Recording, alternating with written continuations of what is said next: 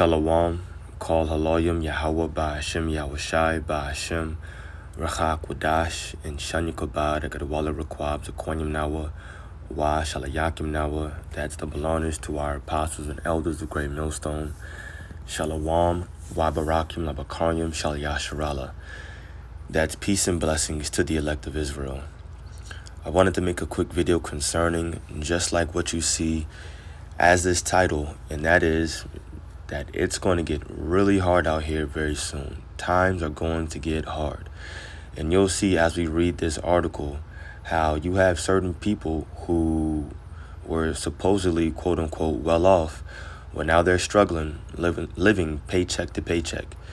And it wasn't like this for them a few years ago, but all of a sudden because of different economic policies or economic crises and political policies and just things happening around the world, now all of a sudden you have the divide between low class and even middle class now blending, and now it's just becoming one class, just people who are struggling.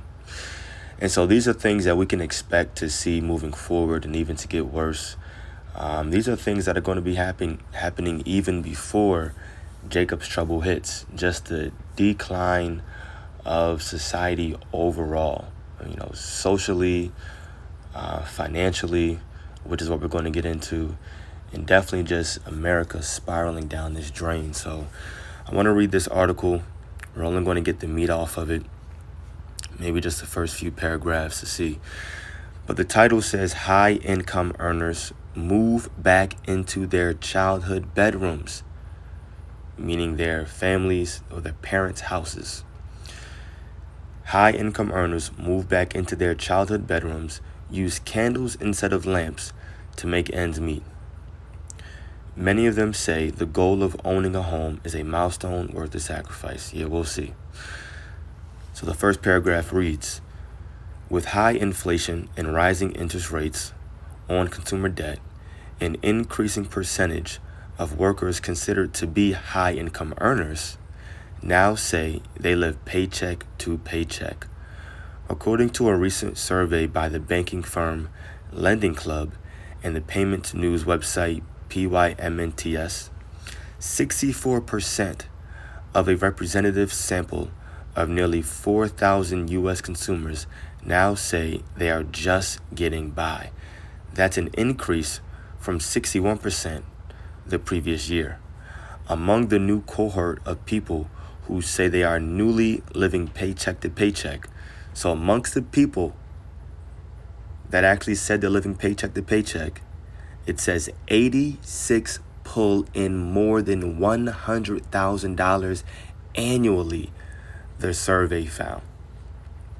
So amongst the people that said they're living paycheck to paycheck, these quote unquote high income earners, as this article calls them, 86% of them, that's 86%, are making more than $100,000 annually. They're living paycheck to paycheck. Can you imagine that? Living paycheck to paycheck, and you got it like that, or I'll say you had it like that. Now, it's just that common knowledge, like $100,000, six figures. That's that phrase where you just assume that people are cool, like they're chilling, they're good, they're not struggling. Well, now people in America making six figures are living paycheck to paycheck. That should let you know the state of this economy. It's not what it used to be. America's not as strong. The dollar's not as strong as what it used to be. It says, given that the median household income in the U.S. is $70,000, the survey shows the soaring cost of living in America is catching up to even more well-off U.S. residents. The effects of inflation are eating into every American's wallet, and as the Fed's efforts to curb inflation drive up the cost of debt, we are seeing near record numbers of Americans living paycheck to paycheck, according to the Lending Club. And that's it. That's what I wanted to get. Economic precariousness is nothing new, blah, blah, blah. Boom. Those are the facts. Those are the facts. So as you can see, a lot is going on here around the world, in America. This is prophecy right here. And that's why we bring out certain articles like this. And so we're going to jump over to Ecclesiastes chapter 12, verse 1. We'll grab a few precepts. I'm not going to make this long at all.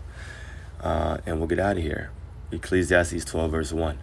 Remember now thy Creator in the days of thy youth, while the evil days come not, nor the years draw nigh, when thou shalt say, I have no pleasure in them. So the evil days, and the word evil simply just means a bad time. So those evil days, or that bad time, is approaching very quickly. And right now, everything that we're going through is just the beginning. People still have their jobs. People are still waking up, and they're still buying their favorite coffee every morning. People can still fill up their tank at the gas. People are still going out to eat, taking vacations. It may not be as often as before, and it may be harder to budget, but people are still doing it. But the evil days are coming very soon. Our job is to get our spirit right with the Lord and to increase our faith in Him before the evil days come, right? Verse 2, while the sun or the light or the moon or the stars be not darkened, nor the clouds return after the rain, meaning while this knowledge and wisdom is still here. Verse 3, in the day when the keepers of the house shall tremble, and the strong men shall bow themselves, and the grinders cease, because they are few. The grinders are the workers. You see, right now, the cost of living, inflation increasing, it's just making it hard to live, right? But then you also have lots of layoffs happening. You have big corporations laying off individuals that had their job for 10, 15, 20 plus years, thinking that they were going to retire at their company, just getting laid off. That's going to happen a lot more in abundance as well. The grinding will cease, and it's already started to cease. Ever since that COVID a few years ago, a lot of people lost jobs. A lot of people lost businesses. It says, and the grinders cease because they are few, and those that look out of the windows be darkened. And the doors shall be shut in the streets when the sound of the grinding is low. And he shall rise up at the voice of the bird, and all the daughters of music shall be brought low, because the vibration here in America and really globally is going to be very low. No one is going to be happy. No one is going to be walking around with a smile on their face. You're going to actually see the effects of society on people's faces, on everyone's face. I'm going to jump over to the book of Sirach 5 verse 7. It says, make no tarrying to turn to the Lord, and put not off from day to day. Meaning, don't procrastinate to find the Lord. For suddenly, it says, shall the wrath of the Lord come forth, and in thy security thou shalt be destroyed and perish in the day of vengeance. So when you think everything is cool, when everything is just fine and dandy, all of a sudden the Lord will return. Jacob's trouble will hit. You will lose your job. Everybody is going to lose their job very soon. It's not just going to be a large amount of people. No, every stinking body here is going to lose their job. It's just a fact. That's the way society is going, and that's according to scripture as well. When Jacob's trouble hits, there's going to be martial law. There's going to be nothing but looting and rioting in the streets. There's going to be famine. That's why everybody's going to lose their job. It's just the progression of prophecy. That's what it is, the progression of prophecy. It's a video right there for anybody that needs it. Progression of prophecy, right? Anyway, jumping back over to the blue letter, going to the New Testament. This is 1 Thessalonians 5, verse 1. It says, "But of the times and the seasons, brethren, ye have no need that I write unto you. For yourselves know perfectly that the day of the Lord so cometh as a thief in the night." It's not going to happen as a thief in the night for everybody. It's only going to come as a thief for those that aren't watching or praying.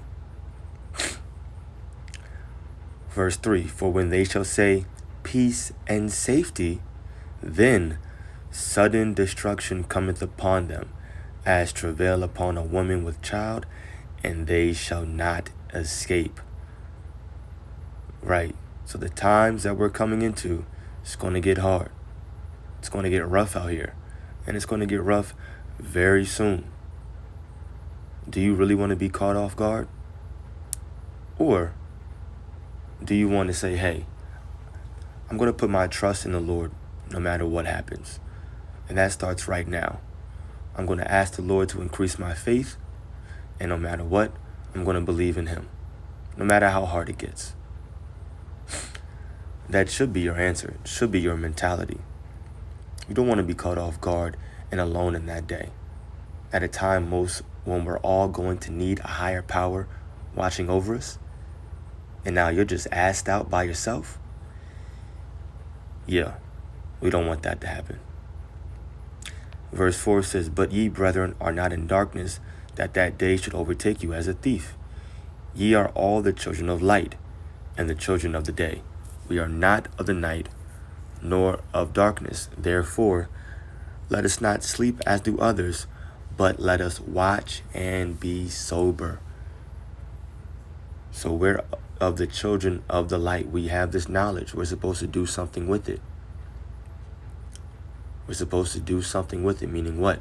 If you're a prophet, if you're a man of the Lord, get out there and teach, make your videos, right? Ultimately, just stay in the spirit. Keep showing brotherly love and do what you got to do. Make sure you're offering up a holy and acceptable sacrifice unto the Lord each and every single day, because the days that are coming are going to be rough. It's going to be rough, but it's cool. If you have the Lord, if he's on your side, you don't really have anything to worry about. Our job is just to remain faithful. So that's it. Wanted to make this video concerning this article. I pray that this was edifying to the elect. Call Halayim, Yahweh Ba'ashem Yahushai, Ba'ashem Rachak Wadash.